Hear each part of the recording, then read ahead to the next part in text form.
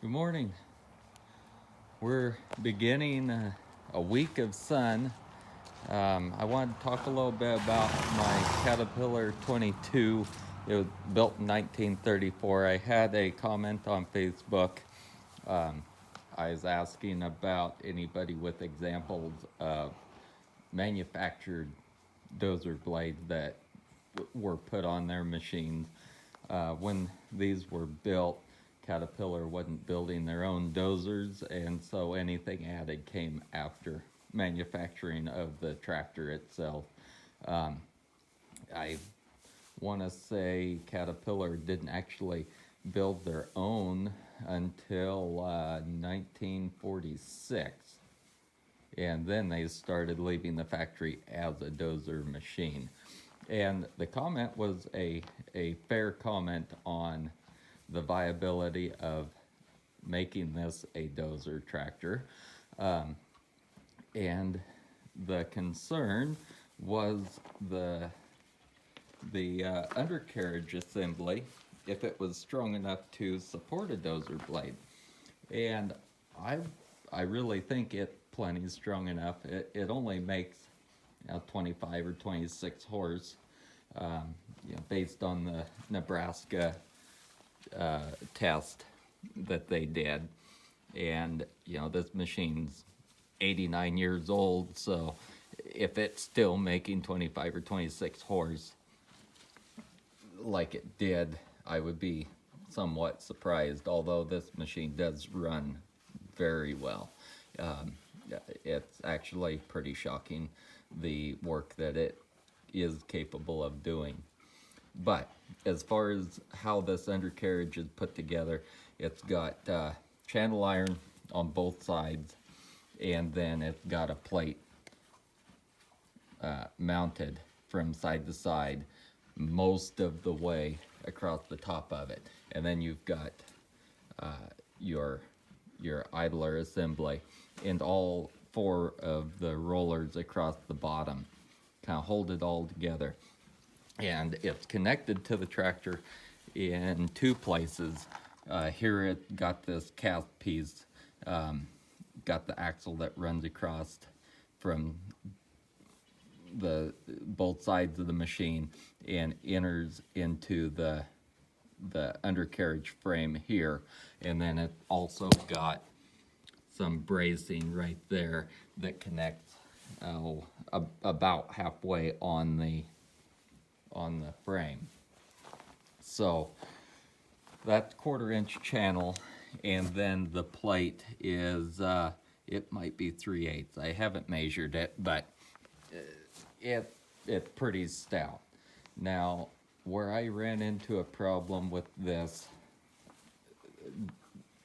the way they built this dozer, this side they did a fair enough job. They didn't melt this all down. Now on the other side, the flange on the channel iron got really destroyed on it, and that ruined the structural integrity of the channel. And this outside channel rail is tweaked up just a bit. So I had to shim the idler assembly so that it would bring the idler in line, and I got that all straightened out to where it will at least preserve the machine as it is. And then when I get a chance, I will rebuild that frame or find a different one. So let's go over here and I'll show you kind of what I was talking about. You can see, they really over welded on that. They're going from just looked like 1/2 inch plate to that channel, and they were trying to weld on that 3/8 channel hotter than what it could stand, and they just melted it. But I would say that this machine is built and can handle a small dozer. You shouldn't be running into stumps and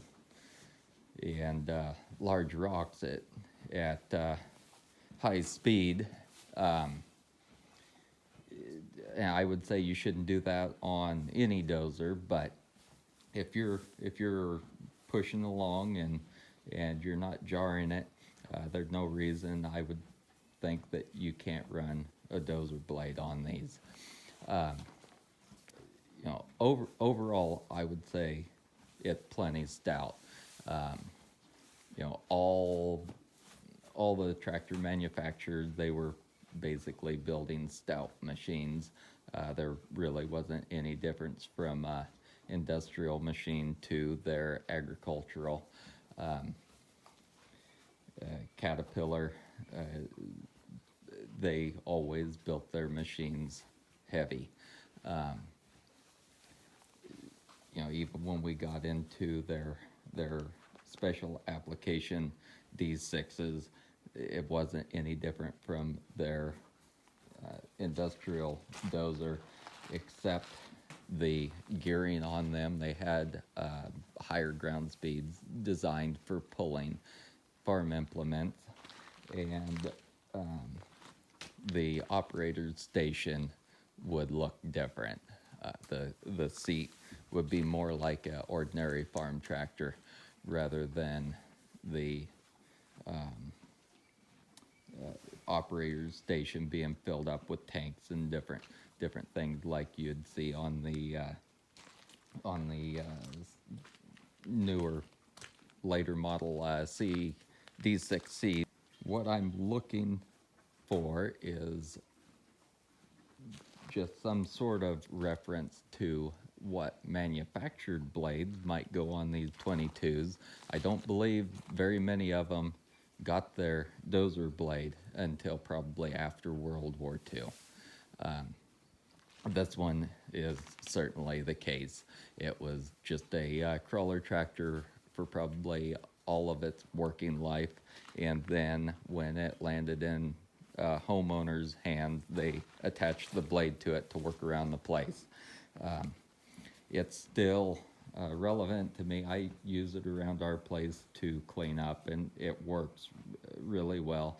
I'd say it's actually a little more convenient than the D2s and D4s with the hand clutch. I can get into tighter places and maneuver the tractor and stop it without letting go of my steering clutches. And I can just about run it in the same fashion as our newer machines that have the torque converter and power shift. But overall, I don't have any problem with a dozer on these machines the way they're designed. That undercarriage frame is very rigid with that heavy plate on top and the four rollers holding it together on the bottom. And as long as that dozer connects to the machine as far back to that axle as you can get. So if anybody has pictures or references to maybe the Holt blades or other manufacturers at the time making just the dozer attachments that they've seen go on these old machines, please let me know. I've only seen a handful of pictures of highway work being done with these machines, but they weren't good enough to tell me who the designer of that dozer was. They were clearly not Holt, and had the appearance of being Midwest projects based on the terrain. Around here, Holt was the major manufacturer for attachments on Caterpillar machines, based out of Springfield, I think it was. So please put in the comments, information you might have on the attachments. If anybody has the same 22 model, and pictures are certainly welcome. There's not a great deal of information on these, and that's probably a sign of the struggles of the time, being in the mid-30s. So, thank you.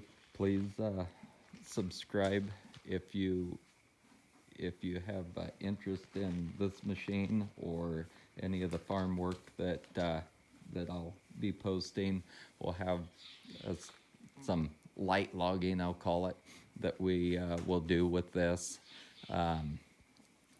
We're in the middle of building a fence, and we'll be milling out our own lumber for that, and just kind of having fun with the machine, not trying to overwork it or abuse it or anything. It's in generally good shape. I don't see any reason why it can't be a working restoration. The biggest thing is just remembering what it is and not trying to ask more of it than what it should be doing, and certainly not backing up and hitting things just as hard as you can get away with. That my rule on our new equipment too. Just, it is what it is, and don't ask any more of it than what it's designed to do.